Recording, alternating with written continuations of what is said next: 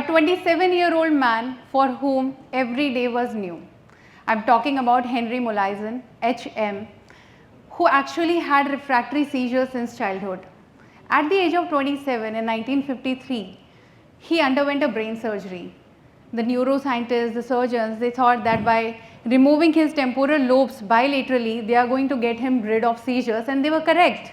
His seizures got corrected. The operation was successful, but at the cost of losing his memory. Every day he forgot what happened the previous day. Every day he forgot what he had for breakfast. After his surgery, he learned new skills every day, but alas, the next day everything was gone. He would meet n number of people on Monday, but on Tuesday he would forget. So what was going on? What turned out to be a tragedy for HM actually proved to be significant in the world of neuroscience. So here we thought, how come he remembers his father's picture from the photographs? How come he remembers which school he went to? But he is not able to remember what he had for breakfast. He is not able to remember me, I just met him yesterday. How is that possible? Is memory a single term, or is it composing of different parts? Is our brain as a whole controlling the memory, or are there different centers at work? Are the different parts in brain controlling different parts of memory? And then and there started the research on memory. So when the research started, that led to the discovery that our memory actually encompasses through three main stages: encoding and consolidation, storage and retrieval. Encoding, which is the most important stage, that means we receive an information and we process it. That's encoding and consolidation. Our medial temporal lobes take care of that. If there is no encoding, there can't be a recall, there can't be a retrieval. The second stage is storage. Now that medial temporal lobe is actually not responsible for storing that memory. It processed the memory, but the memory straight away went to the neocortex, the outer part of your brain, which actually stored the memory.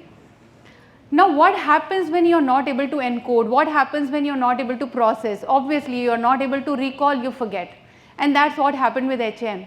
His medial temporal lobes bilaterally were removed. He was not able to encode. He was not able to receive the information, turn it into a long-term memory, send it to his neocortex. All that process was gone. Now coming to, is memory a single term, or is it an entity? Is it an umbrella term encompassing different functions? So yes, memory consists of different abilities. For example, I hold an information and I try to work on it. So Sita has 2 apples, Rita has 5 apples.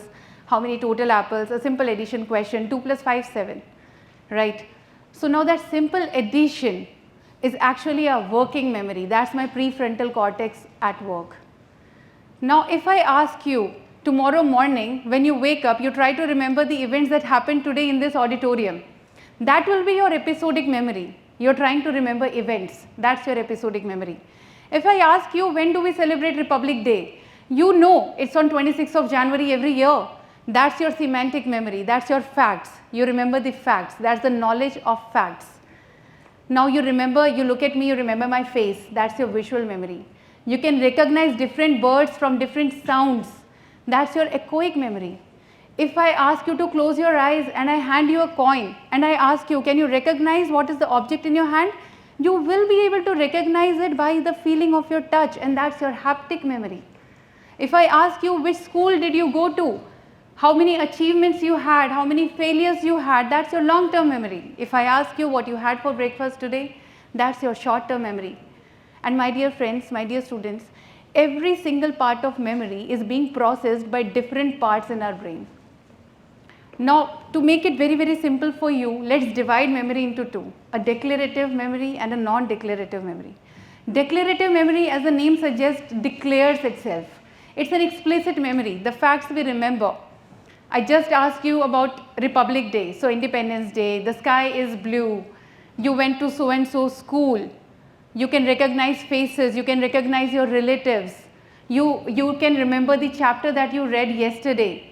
You remember a journal, you remember an image from a newspaper. All that is declarative memory. You need conscious recall, conscious awareness to have that declarative memory. Now, declarative memory is something that is being used in day-to-day language when we say that yes, this person has a good memory, so I'm actually referring to his declarative memory. Now coming to non-declarative, which is the more interesting part of our memory. The non-declarative memory is implicit memory. It is inside us, but we do not declare it. We can't consciously recall it.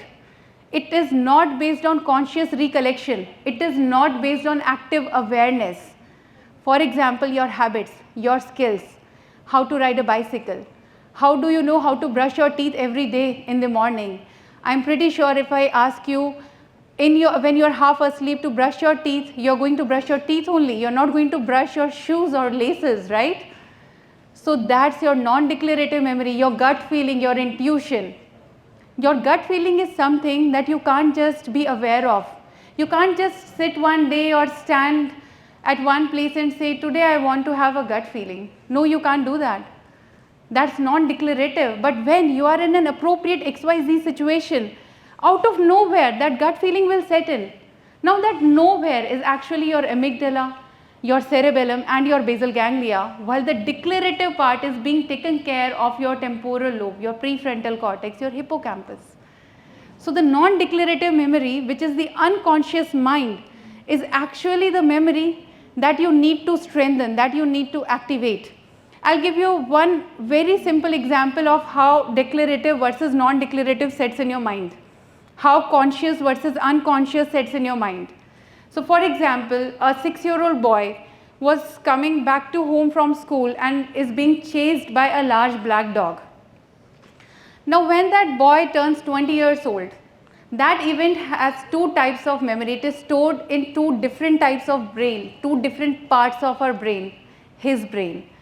The first one tells him that yes, there is an image of a large black dog. There is a little boy running away, there is a dog that's chasing him, the road and everything. That's his declarative memory. That's his temporal lobes, that's his hippocampus. Now the fear that he has developed over time from large black dogs, that fear is the non-declarative memory. That's unconscious. That's his unconscious mind. So this is how non-declarative and declarative work in our brain. Two separate things.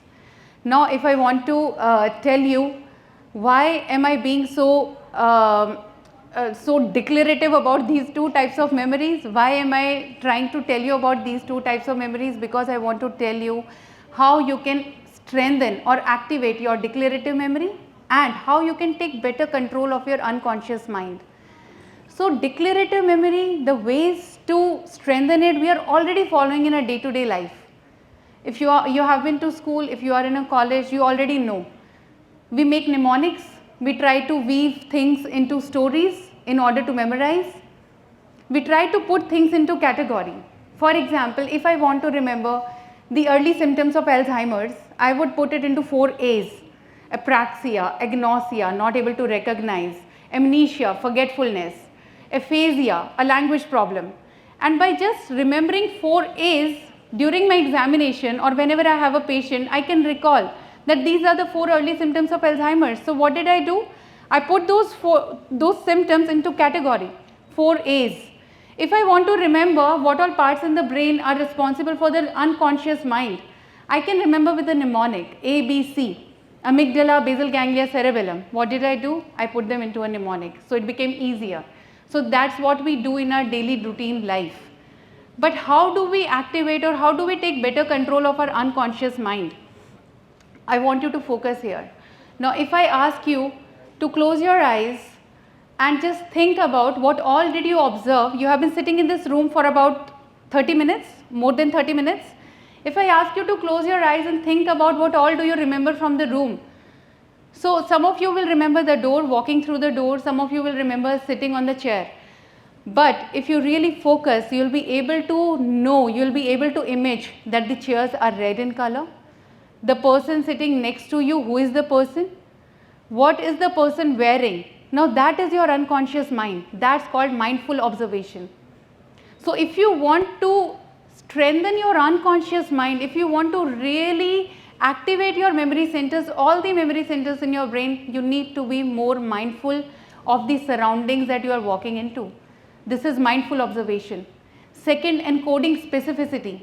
Now, if I say Kalpana, you will say Chawla. If I say Williams, some of you may say Serena, some of you will say Venus, some of you will say Sunita.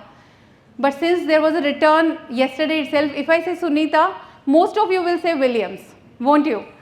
Yes. So that is your encoding specificity. That is your unconscious mind putting specific words together.